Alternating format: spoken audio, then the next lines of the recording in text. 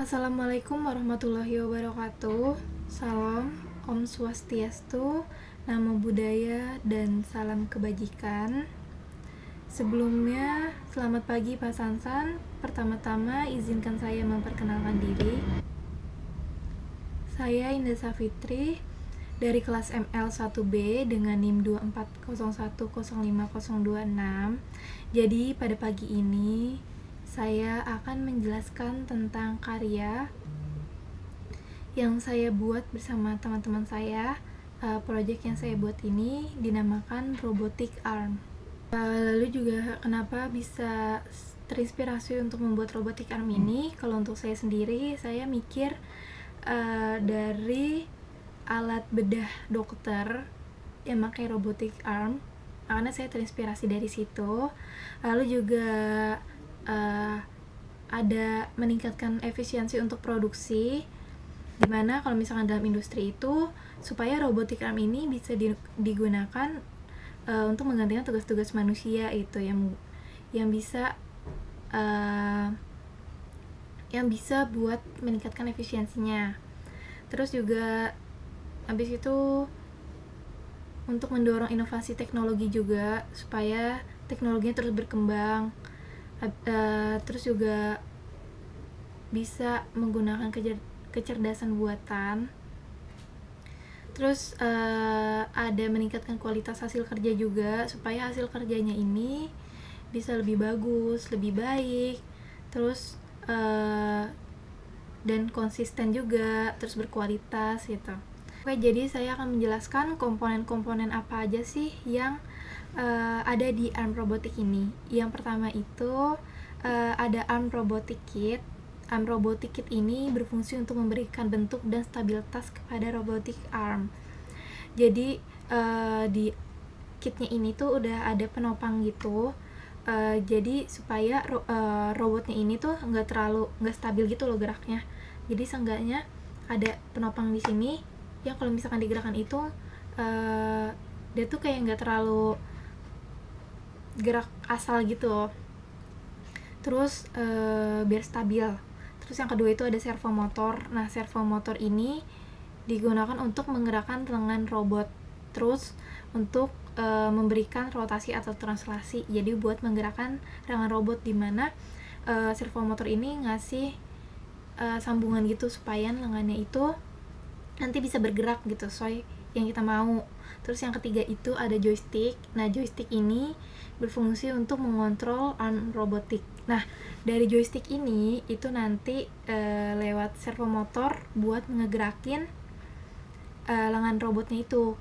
Nah, joystick ini juga bisa mengarahkan arm robotiknya itu ke atas, ke bawah, ke depan gitu, mencapit, membuka gitu buat joysticknya itu.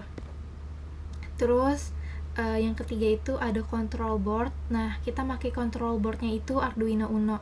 Jadi Arduino Uno ini tuh sangat berperan penting. Jadi kayak dia tuh komponen utama, karena kalau misalkan gak ada dia, kita tuh nggak bakal bisa buat naruh program gitu. Jadi kita nggak bisa ngasih perintah buat di lengan robotnya tuh harus kemana gitu, maksudnya harus gerakinnya gimana gitu. Jadi Arduino ini buat wadah untuk pemrograman. Terus habis itu ada kabel USB. Nah, kabel USB ini digunakan untuk menghubungkan Arduino ke perangkat komputer. Terus kita juga pakai kabel jumper. Nah, kabel jumpernya ini tuh buat buat ngesambung-sambungin servo motor ke Arduino Uno gitu. Terus juga kita pakai Arduino IDE buat wadah pemrogramannya. Terus habis itu selanjutnya saya akan menjelaskan fungsi dari project ini. Baik, selanjutnya saya akan menjelaskan tentang fungsi arm robotik ini di industri. Jadi yang pertama itu, kalau buat di industri sendiri ada otomasi proses produksi, dimana yang pertama itu ada pick and place. yaitu memindahkan material atau produk dari satu tempat ke tempat lain secara otomatis. Terus ada perakitan produk juga. Nah, ini maksudnya itu digunakan dalam lini produksi untuk memasang bagian-bagian kecil seperti komponen elektronik atau mekanik. Terus ada packing juga, jadi mengemas produk dengan cepat dan akurat gitu. Terus yang kedua itu fungsinya itu ada buat pemroresan material. Nah, ini tuh yang pertama itu bisa buat pemotongan dan pengelasan, dimana robotik ini digunakan untuk pemotongan presisi tinggi, kayak misalnya laser cutting gitu, atau pengelasan otomatis dalam proses manufaktur logam. Nah, yang kedua itu ada pengecatan dan penyemprotan, dimana ini tuh memberikan lapisan cat atau pelapis secara seragam pada produk. Terus yang ketiga itu ada penanganan material yang berat atau berbahaya. Nah, jadi di sini tuh maksudnya bisa memindahkan barang berat, di mana robotik ini tuh digunakan untuk memindahkan material berat yang tidak bisa diangkat manusia secara efisien. Terus ada penanganan bahan kimia berbahaya, di mana robotik kit ini berfungsi buat supaya manusia tuh menghindari resiko cedera pekerja dengan memindahkan bahan kimia atau material berbahaya secara otomatis, jadi nggak perlu pakai tangan manusia, dan supaya lebih efisien lagi tuh, dan tidak membahayakan manusia itu sendiri. Lalu yang keempat itu ada penyimpanan dan logistik, yaitu ada sorting system, di mana robotik kit ini digunakan untuk mengelompokkan produk berdasarkan kategori tertentu untuk distribusi atau penyimpanan. Nah, terus ada warehouse automation juga, di mana robotik ini digunakan untuk mengintegrasikan dalam gudang otomatis untuk meningkatkan kecepatan pengambilan dan penyimpanan barang. Nah, terus dari 4 fungsi tadi, jadi ini tuh ada keuntungan tersendiri buat industri. Nah, keuntungan buat industri itu yang pertama itu efisiensi operasional, yaitu meningkatkan kecepatan kerja tanpa mengorbankan akurasi seperti yang udah dibilang di awal. Terus ada kualitas konsisten, yaitu memastikan setiap produk dibuat dengan standar tinggi. Lalu ada pengurangan biaya jangka panjang. Nah, robotik ini salah satu keuntungannya itu mengurangi ketergantungan pada tenaga kerja manual untuk tugas rutin.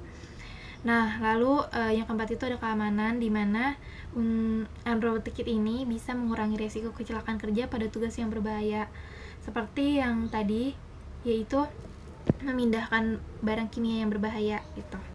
Baik, sebelumnya saya mau meralat perkataan saya dulu. Saya tidak akan menjelaskan tentang pemasangan sensor-sensor, tapi saya akan menjelaskan tentang jalur pemasangan kabel jumper. Mohon maaf apabila ada kesalahan kata. Oke, baik. Buat jalur pemasangan kabel jumper ini, yang pertama itu ada servo X ke pin D11. Lalu yang kedua itu ada servo Y itu ke pin D5. Lalu ada servo Z itu ke pin D7. Lalu ada servo C itu ke pin D6. Jadi masing-masing servo dan pin-pin ini itu nantinya buat menggerakkan lengan arm robotik seperti yang saya udah jelaskan di awal tadi. Oke, selanjutnya saya akan menjelaskan tentang kekurangan dari arm robotik ini. Nah, menurut saya sendiri itu buat kekurangan arm robotik ini, yang pertama itu belum stabil banget, karena setiap digerakin tuh badan dari arm robotik ini masih kayak yang keangkat gitu. Jadi untuk bawahnya itu kayak masih belum bagus banget, terus perlu perbaikan lagi. Terus juga kalau dari project saya ini, buat kecepatan tangannya itu masih kayak kurang begitu baik gitu, jadi kayak masih patah-patah gitu dan belum halus lah buat ngegerakin lengan robotnya gitu. Baik, itu saja yang saya ingin jelaskan. Sebelumnya saya ingin minta maaf apabila ada salah kata dan perbuatan. Saya juga meminta maaf apabila penjelasan saya tadi kurang begitu jelas. Terima kasih Pak Sansan. Wassalamualaikum warahmatullahi wabarakatuh.